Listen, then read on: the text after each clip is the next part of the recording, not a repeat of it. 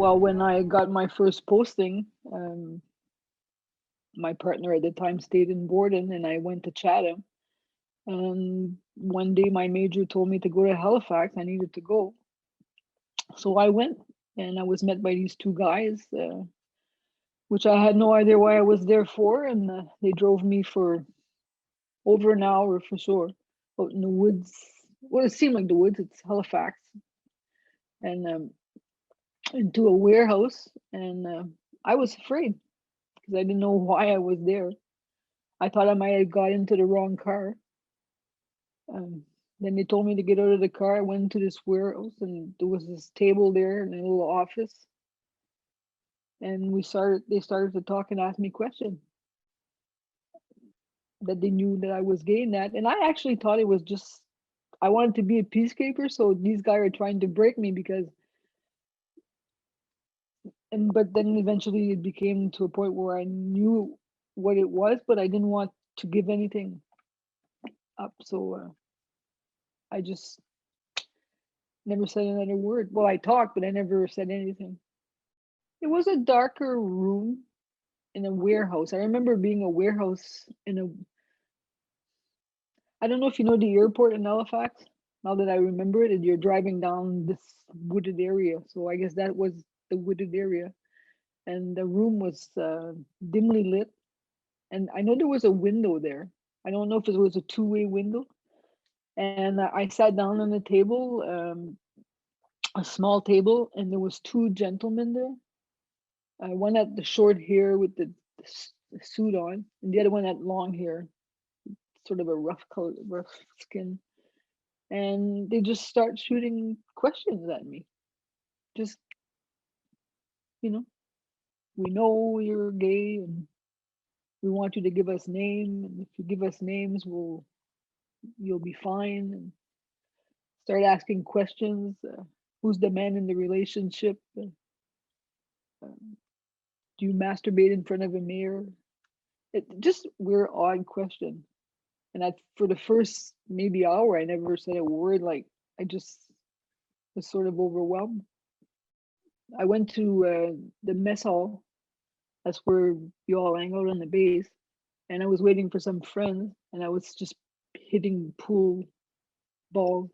And this guy came over if he wanted to play a game with him, and could he buy me a drink? And I said sure. And I guess he put something in my drink, and I don't remember anything from that point on, except for the next morning when I woke up at his place, and I was all bruised and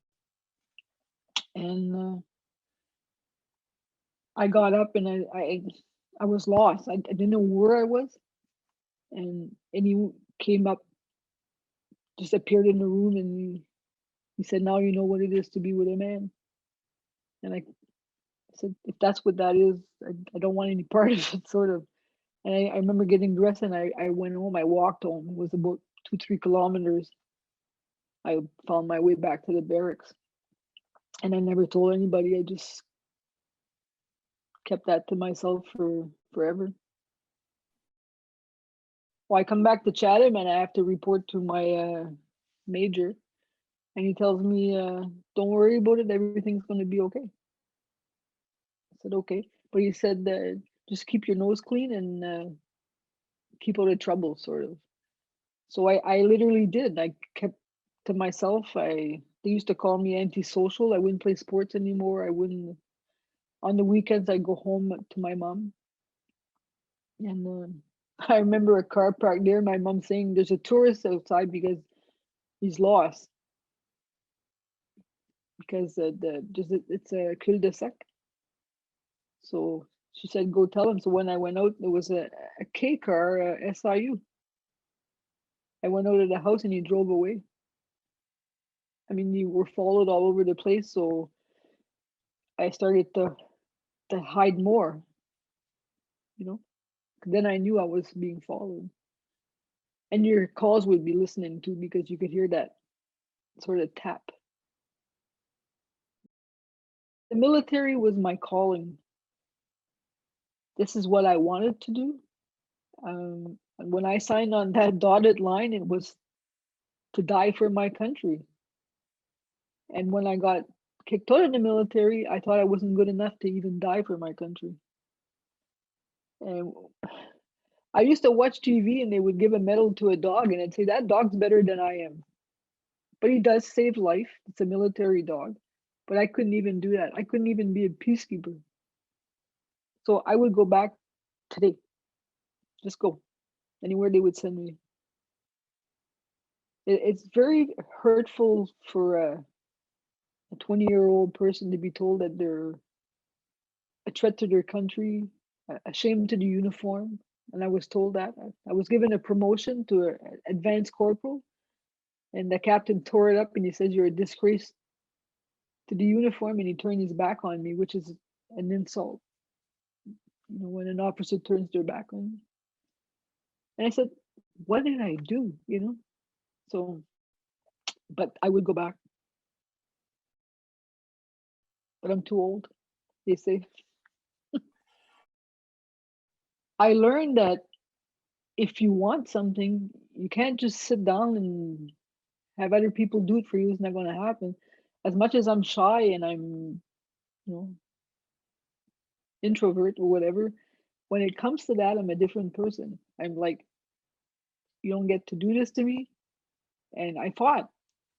And I still do that today. I mean, if there's a wrong, like I got a call the other day from a young woman in Nova Scotia. She went to get her license plate for veterans plate. And they told her, you're not a veteran. You have a year's service. To a purge survivor, this is like being purged again. So you don't get to do that. So I just take it over, and I've written to the Minister of Veteran Affairs and her member of parliament or member of the provincial parliament, my MP, and saying, come on, people, I don't think Mr. Trudeau will be very proud of you if you're still mistreating your purge survivor. A veteran is a veteran, and this is the definition. And if you don't know what the purge are, here's a copy of the fruit machine. Please view it. So now I'm waiting for them to respond. It's something that will always be there. And when I had my discussion with Mr. Trudeau, I told him, thank you very much for the apology, but it doesn't stop here.